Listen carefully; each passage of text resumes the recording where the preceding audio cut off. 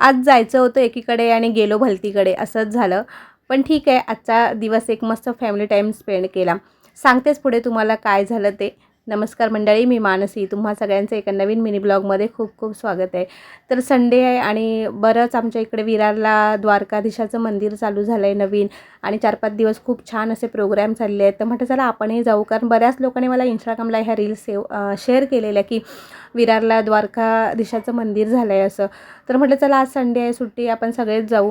बाहेर पडलो दुपारी, बाहेरच चहा घेतला दोघांनी आणि म्हटलं जाऊ. पण इतकं ट्रॅफिक होतं. आता हे तुम्हाला वेगळ्याकडचा रस्ता दाखवते मी, पण जो मेन रोड आहे, जो द्वारकाधीशाच्या मंदिराकडे जाण्याचा मेन रस्ता आहे विरार स्टेशनवरून, इतका फुल जाम होता, इतकं ट्रॅफिक होतं ना, तर अगदी माणसांना चालायलाही रस्त्यात जागा नव्हती. मग आम्ही म्हटलं नको आज जायला, कारण तिकडेही बरीच गर्दी असणार.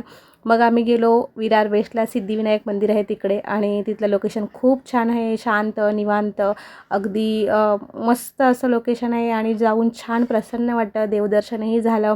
घरातून आम्ही देवदर्शनासाठीच निघालो होतो, तेही झालं आणि छान क्वालिटी टाईम स्पेंड केला कुटुंबासोबत, मुलांसोबत. कारण आता सगळे लोक आपापल्या कामांमध्ये बिझी असतात, तितकासा वेळ मिळत नाही. त्याच्यामुळे मग असा एखादा दिवस 2-4 तास आपल्या कुटुंबासोबत छान घालवले की परत एकदा नव्याने फ्रेश झाल्यासारखं वाटतं. तर हे मंदिराच्या इथून जीवदानी देवीचा डोंगरही छान मस्त दिसतो, देवीचं दर्शनही होतं लांबून. घरी येता येता हे असं स्नॅक्स घेऊन आलो, मस्त खाल्लं. आणि तर असा होता आजचा दिवस. तुम्हाला माझा मिनी ब्लॉग बघायला आवडला असेल तर नक्कीच लाईक, शेअर, सबस्क्राईब करा.